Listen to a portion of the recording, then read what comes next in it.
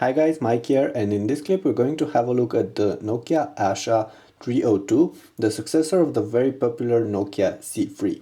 So we have it right here. This is the white version. It will also be available in a bunch of different colors.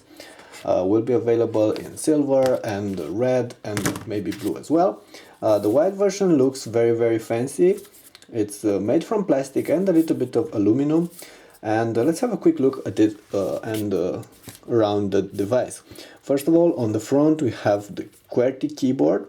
The keys are a little bit small actually. It's going to take a while for you to actually get used to these keys, but once you do, you're going to actually use this a lot, and it will be easy to write messages, even mails, I don't know, go online and on social services. On top you have a D-pad. You also have two dedicated buttons that you can customize. I customized mine for social, and this other one, I think it's for email. You can customize this quite easy. And on top there is the speaker and the Nokia logo. And let's have a quick look on the sides. Nothing on this part. On top, what we have here is a micro USB slot, 3.5mm jack for your headphones, and the PSU, the 2mm Nokia PSU.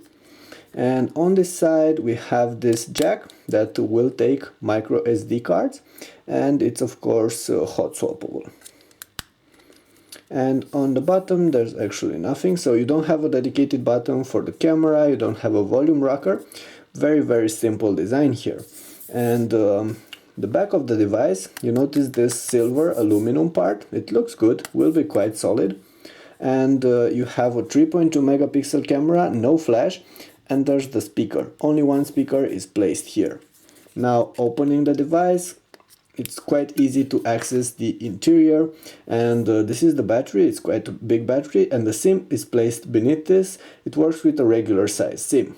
Now let's go ahead and have a quick look at the software. But first let's talk about the screen a bit. 2.4 inch in diagonal. It's standard resolution, only 320 by 240 pixels, so quite small resolution for this screen, and it's a TFT display. It's not very good, viewing angles are quite poor, and will be quite problematic using it in strong light, but for such a cheap device, I'd say it's an overall rather good screen. In terms of hardware, there's a 1GB processor in here, single core, only 128 megabytes of RAM, and not a lot of storage space, but you can actually put a micro SD card in here and get up to 32 gigabytes of space on this one for your music, your clip, and all of your other files. Now you're going to notice that this one is not really a smartphone. It runs on S40 operating system. Pretty standard home screen here. You can customize it. You have a bunch of options here. You can go ahead and customize this home screen. You can switch between all these bars. You can put different things, for instance, I don't know, something else instead of calendar, and you can put your social applications over here, and you also have a quick launch bar here, which you can also customize. And let's have a quick look at the basic application. You have a calendar, contacts, you have music, you have email, and you can set up a bunch of different types of email, for instance Yahoo, Gmail, of course some of your other servers, private servers. You have messaging, photo, you have access to the Nokia stores, you have social, which actually grabs. Unfortunately it's not really working on my device, but this one integrates with Facebook and Twitter, and it's decently alright. You have a bunch of games, but the games are quite poor, I'd say. Not really the types of games you would be familiar on devices right now. They look like very old games, so something like this. But they could be alright if you're just looking to spend some time playing a game. Alright, let's go back. Of course there's no multitasking, no real multitasking for this device, because it's just an entry-level phone. And let me go ahead and also show you the internet. And it's Nokia's own browser. Of course, you can install Opera, for instance. I'd say it's better. And let's go ahead and open our Romanian website. Will take a bit of time to load. Although right now we're on wireless, but this one also has 3G, so it's quite fast, up to 14.4 megabits per second, 3G. And this is how the website is going to look. This is the mobile version of our Romanian site. And I would say the browser is alright. Of course, it doesn't actually support Flash. If you're going to go to YouTube, for instance, let's go ahead and go to YouTube and see how you can actually see those clips on YouTube. They will this one will preload the clips. Okay, let's try the first one. For instance, this one, I don't really know what it is. Device will preload this in its media player application, and it will load it, and then it should work. Those look like our leftovers. Should work like this. And we have the speaker here, and there are a little bit of interference. You can see there are some vibrations. So not really the best speaker, but you can use the headphones. There is a jack for the headphones on top. And of course, besides YouTube, let's go out.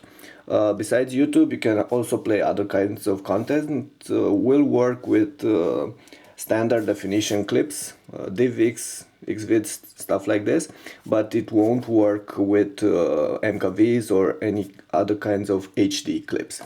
And one more thing I wanted to show you, it's the camera. Let's go ahead and see where the camera is. Should be here in this quick launch bar. Okay, this is the camera. It's only a standard focus camera, so it's not really the best camera out there. Can shoot clips, but only standard definition clips, VGA up to 15 frames per second, so the image will be quite choppy. And the camera we have here on the back, it's a 3.2 megapixel camera with no flash. So as long as the lighting is okay, the camera would be decent, but it's a fixed focus camera, so don't expect that much out of it. And just taking a picture here. Okay, and this is the standard interface. You have a bunch of options here, pretty standard, actually very standard for the S40 screens. If you're familiar with this, it will be alright. So those were pretty much all the things I wanted to show you about this device. One more thing, it will be quite good for taking calls, making calls. For that, this device actually works good, and you will be able to keep this, use this continuously fire for at least 2 days before it runs out of battery life. And if you're going to use it lightly, it will last you like 3 or 4, maybe even more days, because it has like almost a 1500 milliamps battery, and the hardware is not really that needy. Of course, in terms of prices, this is going to be very cheap. You're probably going to get it without a contract for like 150 euros, something like this. And if you want it on a contract, most operators will probably offer it for free. And you can't really expect that many things from a device that goes for this kind of money. But if you want just a regular smartphone, a regular phone, actually not a smartphone, one of the older types of phones that has this full QWERTY keyboard will help you a lot when dealing with your messages, with dealing with your, with your friends, chatting with your friends, going social. This device can be quite good. It's replacing the Nokia C3, and the Nokia C3 was very popular with the same kind of recipe. It was a similar device. This is slightly faster, slightly more compact, and I'd say it's better built. So overall, this could be a winner, although in 2012, I don't know. There are some very cheap Android devices that will be a tough competition for this one, as long as you don't need the full QWERTY keyboard. Even so, with the full QWERTY keyboard, there are competitors, but more about those you will find in the description below, and of course on the site. Alright, that's it for now. Thank you. That was Mike with the Nokia Asha 302 video review.